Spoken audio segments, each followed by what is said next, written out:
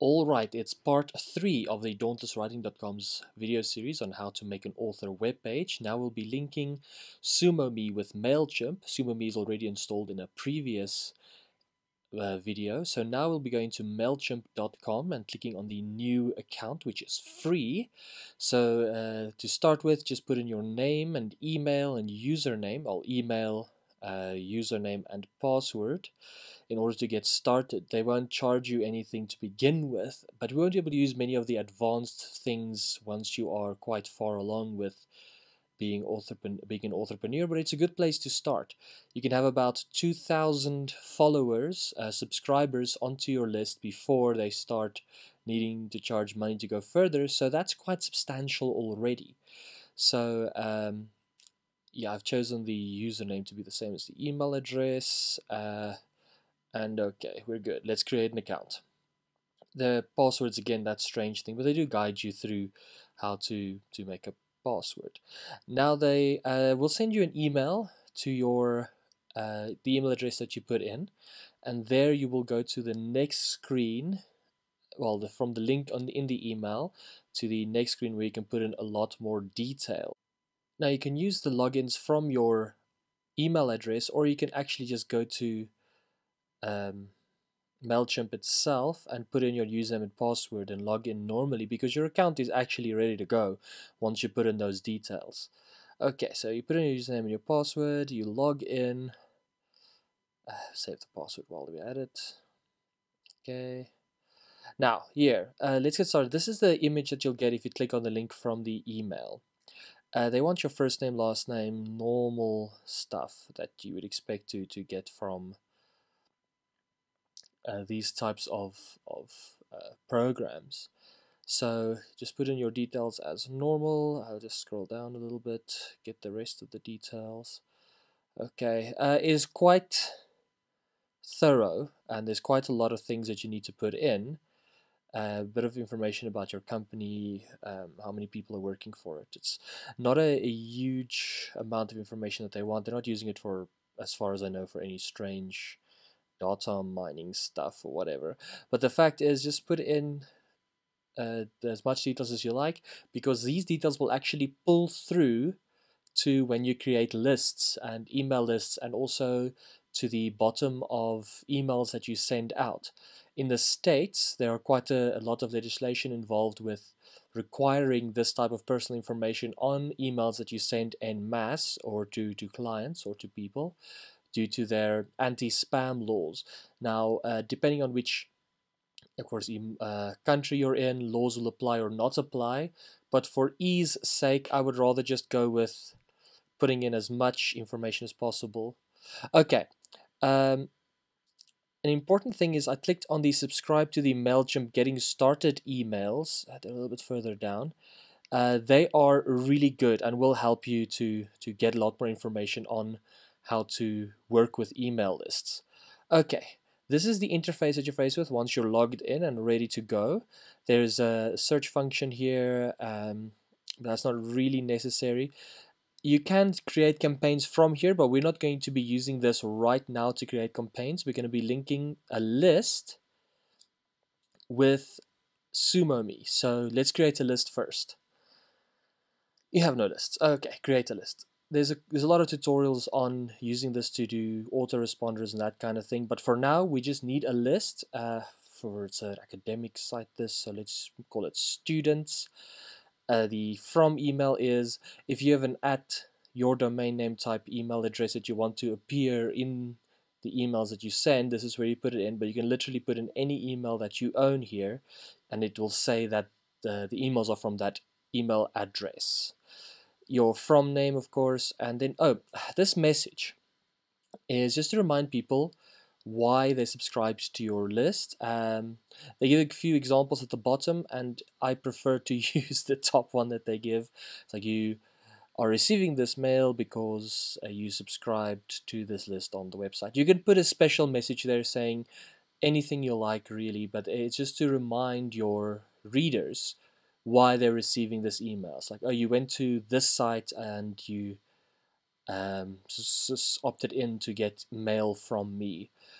For this example, let's just put in a very basic message, just to make sure that they know where they're subscribed from. Here's where you select what type of messages you want to receive. I prefer the daily summary so you don't get spammed to hell whenever people are subscribing to your site. Okay, now we have a list called students. There's nobody on the list, but that's fine. We'll be getting them as they sign in. So let's go to SumoMe. Like I said, I've already registered for SumoMe. You just put in your name and your password twice. Go to the store. And now let's see what SumoMe has to offer. This is what makes me really excited about this particular app. They've got a plugin, actually. It's like an app for a website. Okay. Let's go through the tutorial, I think. It's going to be very basic, I hope. All right, SumoMe Store. They want to look at the Google Analytics install first. Google Analytics, of course, is very good to have if you are using websites, because it's the most accurate information that you can get. You see, like at the bottom there are some paid options, but let's just install this Google Analytics. You see it's free, and it'll give you some website information about the site. It also has a little widget area that appears only for you when you view your site, which is kind of cool. But let's just go with the free option. Okay, and Google Analytics is installed. It's not linked yet because you have to press connect and then link it to your Google Analytics account. But yeah, that's pretty straightforward to make as well. And you can just, mine is linked to my Gmail address, so that's pretty easy to link up. But now let's look at what we're really looking for, and that is email integration through the smart bar, and then the share buttons is the two main things we'll be looking at first. Share buttons are those nice square buttons that appear on the side of your screen. We'll set them up in a moment. That means people will be able to share whatever you're doing.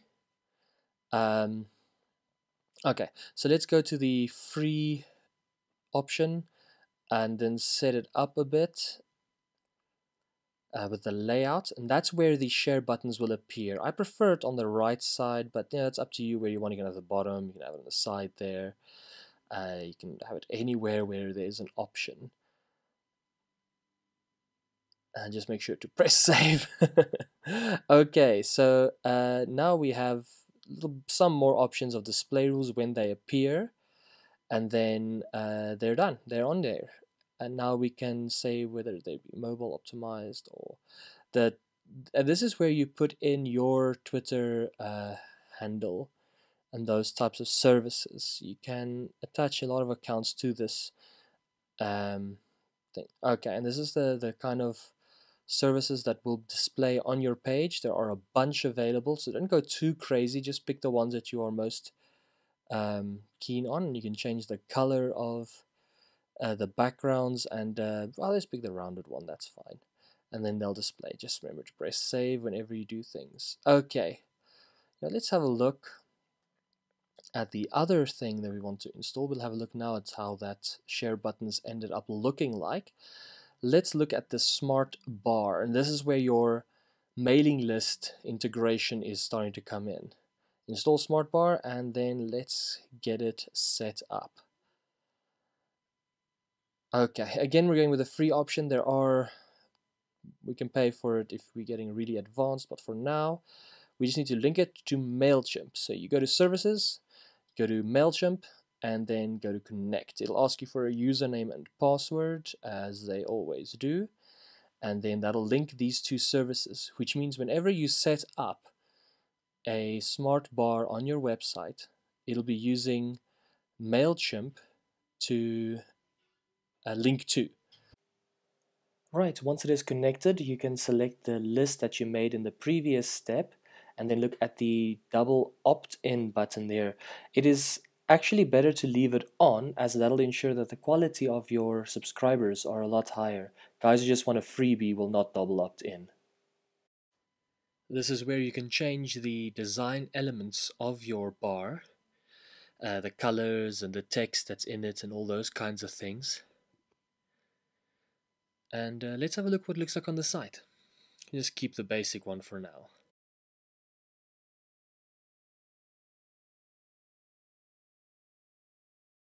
Okay, and there we are. At the top, you'll see your the smart bar, and on the right hand side, you see the share buttons. So these will appear on every page, and when they click on the share button for whichever thing on whatever page they are, that page will be shared.